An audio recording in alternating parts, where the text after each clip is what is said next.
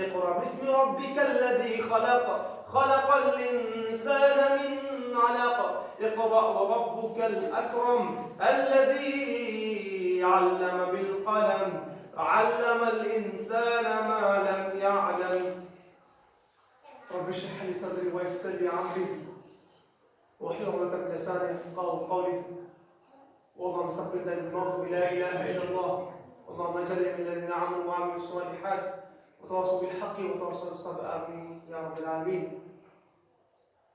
حتى طریق تعریف حمد و ثنا کی ابتدائی پڑھائی اس رب العالمین کے لیے ہے. اور آج آپ سب کے سامنے میں نے سورۃ العلق تلاوت کی ہے اور اللہ سے دعا ہے کہ اللہ ہمیں اس کے متعلق صاف صاف اور صحیح صحیح اور عمل کرنے کی توفیق عطا فرمائے. آمین. سامعین کرام، سورہ علق کی جو پہلی اور دوسری آیات ہے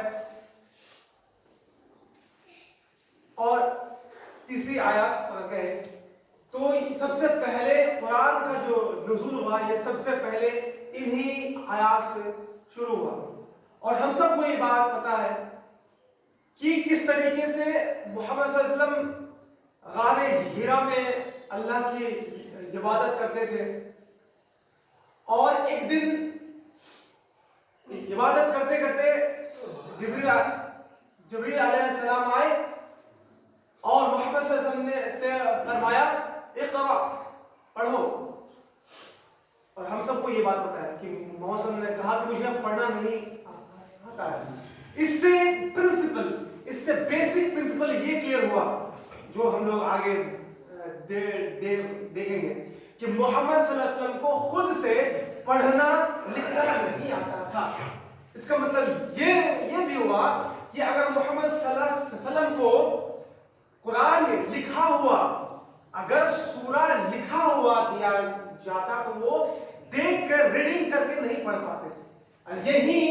یہی محمد صلی اللہ علیہ وسلم کا اور اللہ کا جو ہے یہ میریکل ہے, یہی ایک معجزہ ہے. ہم لوگ آگے اس پر کریں گے. یعنی اس سے یہ پتا چلا کہ محمد صلی اللہ علیہ وسلم نہ دیکھ کے پڑھ پاتے نہ ان کو لکھنے کا آگیا, وہ لکھ بھی نہیں پاتے تھے. اگر یہی پروف ہے کہ محمد صلی اللہ علیہ وسلم کو لکھنا پڑھنا نہیں آتا تھا, اگر محمد صلی اللہ علیہ وسلم پہلے سے اگر کہیں بھی پڑھے ہوتے یا لکھے ہوتے تو کیا محمد صلی اللہ علیہ وسلم یہ بولتے کہ مجھے پڑھنا نہیں آتا؟ بالکل نہیں. یعنی اس سے یہ بات پتا چلا کہ محمد صلی اللہ علیہ وسلم کو پڑھنا نہیں آتا. اور اس سے ایک واقعہ اور یاد ہے, جب صلح حدیبیہ ہو رہا تھا تب مشرکین عرب نے کہا تھا کہ جس صلح نامہ میں لکھا ہوا ہے کہ میں اللہ کا نبی محمد رسول اللہ, تو مشرکین عرب نے کہا کہ یہی تو ہم لوگ کا پرابلم ہے, ہم لوگ محمد کو نبی نہیں مانتے. اس میں جو صلح میں لکھا ہوا محمد رسول اللہ اس کو مٹاؤ, یہ شرط تھا. تو علی رضی اللہ عنہ نے کہا کہ تب محمد صلی اللہ علیہ وسلم علی رضی اللہ عنہ کہے کہ اچھا جو یہ لوگ کیا ہے اس کو مان. پہلی بار علی رضی اللہ عنہ نے ماننے سے انکار کر دیا. کس کی بات؟ نبی کی بات. کیوں؟ کیونکہ علی رضی اللہ عنہ نے کہا کہ میں ہر کام کر سکتا ہوں یاد, لیکن یہ نام جو ہے محمد رسول اللہ اس کو میں مٹا نہیں سکتا. تبھی جو ہے اللہ کے رسول نے کہا کہ کہاں پر وہ سینٹنس لکھا ہوا ہے, انہوں نے خود سے اپنے ہاتھ سے مٹایا. اس سے یہ پتا چلا کہ خود نہیں پڑھ پاتے. اللہ کیا کہہ رہا ہے کہ اے نبی پڑھیے. تو ہمیں پتا ہے تاریخ کی محمد صلی اللہ علیہ وسلم کو 3 بار بہت کس کے دبوچا گیا, پھر تیسری بار وہ پڑھنا شروع کر دیے. اب بات یہ آتی ہے کہ کوئی جو انٹلیکچوئل لوگ ہیں, جو اپنے آپ کو بہت ہی زیادہ پڑھے لکھے سمجھتے ہیں، وہ یہاں پر کہیں گے کہ جب تمہارے نبی کو پڑھنا نہیں آتا تھا تو وہ اچانک سے کیسے پڑھنا شروع کر دیا؟ یہ سوال ویسے برا نہیں یہ بات، تو ہم یہ کہیں ہوتے ہیں کہ اسی کو تو بول رہے ہیں، اسی کو بولتے ہیں میریکل، یعنی معجزہ کس کو بولتے ہیں؟ وہ چیز جو عام انسان نہیں کر پاتا، وہ چیز جو عام زبان میں یا عام جگہ ہم دیکھ نہیں سکتے، اسی کو بولتے ہیں معجزہ۔ اور ہر نبی کو کچھ نہ کچھ معجزہ دیا گیا تھا۔ حضرت موسیٰ علیہ السلام کو کیا دیا گیا تھا؟ جادوگری کا۔ اور عیسیٰ علیہ السلام کو جو ہے وہ بیمار انسان کو ٹھیک کر دیتا تھا اللہ کے حکم سے۔ تو الگ الگ نبی کو الگ الگ معجزہ میریکل دیا گیا۔ سو محمد صلی اللہ علیہ وسلم خود پڑھنے لگے یہی تو معجزہ ہے۔ اور جب ہم نے کہا کہ محمد صلی اللہ علیہ وسلم کو پڑھنا نہیں آتا تھا، اب محمد صلی اللہ علیہ وسلم قرآن جو بول رہے ہیں دیٹ مینس کہ وہ خود سے پڑھ کر کہیں سے نہیں آئے۔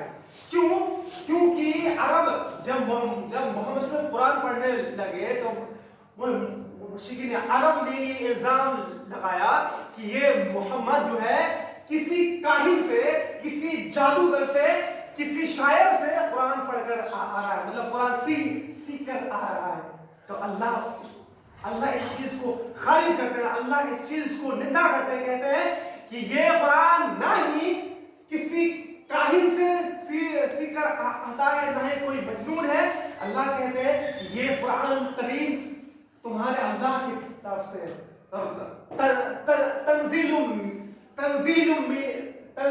من رب العالمین، یہ تمہارے رب یعنی اللہ رب العالمین کی طرف سے۔ یہ ان کا الزام کا اللہ قرآن میں جواب دیتے ہیں۔ اس کے بعد قرآن میں جو بھی بات ابھی کہی جائے گی، جو ہم یہ قرآن دیکھ رہے ہیں، وہ بیسڈ ہوگا کس پر؟ میریکلز پر، یعنی معجزات پر۔ یعنی محمد صلی اللہ علیہ وسلم اپنے منہ سے جو بھی سورہ بیان کر رہے ہیں وہ ڈائریکٹلی اللہ سے آ رہا ہے، یعنی جبریل علیہ السلام لے کے آ رہے ہیں۔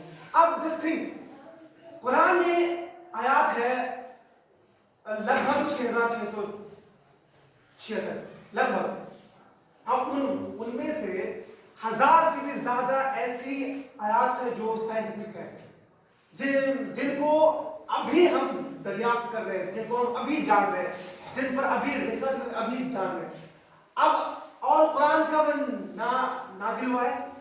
6th سینچری، یا آپ مان لیں کہ 7th سینچری میں۔ اور ابھی ہم لوگ جس ایرا میں ہیں وہ 21 سینچری ہے۔ اور جب سائنس جو ہے کب آیا؟ 20 یا 18 سینچری کی بات کریں۔ اور جیسے ایک ایگزامپل دیں گے، اللہ قرآن میں فرماتا ہے کہ اس دنیا میں جتنے بھی اینیملز ہیں، پلانٹس ہیں، جو خاص کر کے جو آپ کی چڑیا ہیں، برڈز ہیں، اور جتنے بھی جانور ہیں، وہ سب تمہاری طرح کمیونٹی میں رہتے ہیں۔ مطلب جیسے انسان ایک سوسائٹی کی طرح رہتا ہے، سیم طریقے سے جو برڈز ہیں، جو آپ کے جیسے آپ کا ہو گیا آپ کا یہ لائن، ٹائگر، جتنے بھی جانور ہیں، یہ سب اللہ کہہ رہے ہیں قرآن میں کہ یہ لوگ جو ہے ایک سوسائٹی کی طرح رہتے ہیں۔ اور ہمیں یہ بات پتا چل رہا ہے کہ اینٹ جو چیٹی ہے، ان میں باضابطہ پورا سوسائٹی ہے، مطلب کون کوئین ہے، کون راجا ہے، کون رانی ہے، کون ورکر ہے، کس کو کون سا کام کرنا ہے، کس کو شہد لانا ہے، یہ سب کچھ، کس کو کھانا لانا ہے، یہ چڑی میں بھی ہے اور مدھو مکھی میں بھی ہے۔ سورہ نحل قرآن میں دوسروں اس کا سورہ مدھو की नहर। सो यानी हमें अभी ये बात पता चल रहा है कि चाहे वो चींटी हो जाए, चाहे वो आपका बटरफ्लाई क्या बोलते हैं मधुमक्खी हो जाए, सब एक सोसाइटी में रहते हैं। ये कब पता चला? क्या वो इंसान जो सिक्स सेंचुरी में पैदा हुआ है और जहां पर सिर्फ रेगिस्तान ही रेगिस्तान है, और वहां पर ना वो इंसान खुद कभी स्कूल गया है, ना कभी इंसान वो खुद कभी कुछ पढ़ पाया है, वो क्या इंसान वो बात कह रहा है जो 20 शताब्दी पर आकर सच हो रहा है? और ये आपको एग्जाम्पल दिए, एक ऐसे बहुत हजारों ऐसे मिसाल है। और सो हम क्या बोल रहे हैं? तो क्या आप थिंक करें, क्या मोहम्मद सल्लल्लाहु अलैहि वसल्लम यहाँ खुद से ये बात कहाँ से लाए? इसका मतलब ये कुरान जो है, जो भी साइंटिफिक, जो भी सोशल जो बात कर रहा है, वो डायरेक्ट अल्लाह से, यानी मोहम्मद खुद नहीं कह रहे हैं, अल्लाह ही मोहम्मद को ये वही कर रहा है। सो अल्लाह क्या कह रहा है कि ऐ नबी पढ़ उस रब के नाम से जो तुम्हें पैदा किया, खलक़ल इंसान मिन अलक़, जिसने इंसान को खून के लोथड़े से पैदा किया। अब ये बहुत अजीब वाली बात है कि कभी इंसान को पता ही नहीं था। कब ये जो खून है, ये जो क्लॉट है, ये सबसे पहले जब हम लोग माँ के पेट में होते हैं, तब जो एम्ब्रायो होता है वो लीच के फॉर्म में, लीच का मतलब जोक होता है, जो के फॉर्म में होता है। अब ये अलग का मतलब, अलग को अगर ट्रांसलेट करें अलग को, तो आपको लीच लाइक सब्सटेंस मिलेगा। लीच मतलब जोक लाइक, जोक। अब जोक का काम क्या है? जोक का काम है कि खून को चूसना, राइट? यानी जोक कभी खुद से खाना नहीं बना पाएगा। जब तक जो किसी के बॉडी में एंटर नहीं करेगा और उससे खून नहीं पिएगा, तब तक वो जो है जिंदा नहीं रह पाएगा। सेम जब हम अपने माँ के पेट पे होते हैं, तो खाना कहाँ से मिलता है? माँ के ब्लड से। तो इसलिए कह रहा है अल्लाह कि खलक़ल इंसान मिन अलक़, कि इंसान तुम्हें हमने पैदा किया एक खून के लोथड़े से। तो तुम उस रब्बुल आलमीन को, उस अल्लाह को जो तुम कुछ नहीं थे, और अल्लाह सूरह इंसान में कहते हैं कि हल अता अलल इंसान हीनुम मिन अद-दहर लम यकुन, कि क्या इंसान को वो वक्त मालूम नहीं कि जब हमने उन्हें पैदा किया और वो कुछ था ही नहीं, वो गुमनाम था, उसका कोई वजूद ही नहीं था, तब हमने उन्हें पैदा किया। यानी हर एक इंसान को जो अल्लाह ने पैदा किया, हर एक इंसान जो है वो असल में वो कुछ नहीं है। अल्लाह कहते हैं कि क्या तुम्हें याद नहीं है, तुम तो एक फ्लूइड थे, तुम तो एक पानी थे जो तुमको टपका गया था। यानी हम इंसान को अल्लाह ये महसूस करा रहे हैं कि तुम आज जो तुम खुद को बोल रहे हो, तुम बहुत कुछ हो, तुम ये हो, तुम वो है, और तुम घमंड कर रहे हो और तुम भूल जा तुम कौन हो, तो तुम्हें उस बात को हमेशा याद रखनी चाहिए कि तुम कहां से आए हो और तुम्हें जाना कहां है। और अल्लाह कुरान में हर वक्त हर सफे में ये बात कह रहे हैं कि एक दिन तुम्हें अल्लाह की तरफ लौट कर जाना है। फिर अल्लाह कहते हैं इक़रा रब्बुकल अकरम, तो पढ़ता रहे, तेरा रब बड़ा करम वाला है। अब देखिए यहाँ पर एक कॉन्सेप्ट है, लोग इसी आयत को उठाकर बयान करते हैं कि जो आपको ना इल्म हासिल करनी चाहिए। अब इल्म हासिल कौन? आपको दुनियावी इल्म इसीलिए हासिल करनी चाहिए क्योंकि अल्लाह कह रहे हैं कि अल्लाह कह रहे हैं कि इक़रा बिस्मि रब्बिकल लज़ी खलक़, कि पढ़, यानी लोग कहते हैं कि इस्लाम में पढ़ना फर्ज है। क्यों? क्योंकि अल्लाह इस्लाम का पहला वर्ड है इक़रा, पढ़। तो ये बात बिल्कुल सही नहीं है। यहाँ पर इक़रा بات ہو رہی دین کی تعلیم. یہاں پر خاص طور پر محمد صلی اللہ علیہ وسلم کو کہا جا رہا پڑھ کے انسان کیا کرے گا. دو چیز ہے, بہت ساری چیزیں ہو سکتی ہے. پڑھ کے انسان اگر آپ یہ پڑھنے کی, اگر آپ صرف یہ کہیں کہ اس لیے دنیاوی تعلیم اس لیے پڑھنی چاہیے کہ اللہ کرے اقرا پڑھ, تو اچھا پڑھ انسان صرف ایسے ہی پڑھتا ہے کہ انسان پڑھتا ہے پیسہ کمانے کے لیے اور کچھ پڑھنے کے لیے. یہاں پر اللہ پڑھنے سے مراد لے رہے ہیں تم وہ پڑھائی کر جس سے تم اللہ کو پہچان لے. That means کہ یہاں پر اللہ کو پہچاننے والی پڑھائی کی بات ہو رہی ہے. اور انسان اللہ کو کیسے پہچانے گا؟ اس قرآن کو پڑھ کر. یعنی یہاں پر قرآن کو پڑھنے کی بات ہو رہی ہے. یہاں پر کوئی سائنس, بایولوجی, فزکس, کیمسٹری پڑھے بالکل نہیں. اگر آپ بولے کیا اسلام میں دنیاوی تعلیم پڑھنا ضروری ہے, تو ہم پر بالکل ہے. کیوں؟ کیونکہ قرآن میں اور بہت ساری آیات ہیں جو ہم لوگ کو یہ ایمفسائز کرتا ہے, ہم لوگوں کو یہ مجبور کرتا ہے کہ آپ قرآن کو پڑھیں, آپ سائنس کو بھی پڑھیں, آپ فزکس کیمسٹری پڑھیں, جو پڑھنا پڑھے.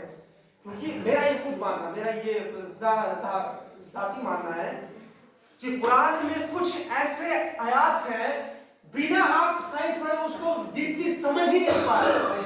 فار ایگزامپل اللہ سورہ قیامہ میں فرماتا ہے کہ ہم نے انسان کو کیسے پیدا کیا. تو آپ کو اگر اس قرآن اس آیات کے تفسیر کو اگر پڑھنا تو آپ کو ہیومن انٹرنالوجی پڑھنا پڑے گا کہ انسان کیسے پیدا ہو. اور جیسے قرآن میں ہے کہ اللہ کیسے زمین سے, کیسے آسمان سے پانی برساتا ہے, کیسے بادل بنتا ہے, یہ قرآن میں ہے کہ کیسے بادل بنتا ہے. اس کے لیے آپ کو تھوڑا ہائیڈرولوجی بھی پڑھنا پڑے گا.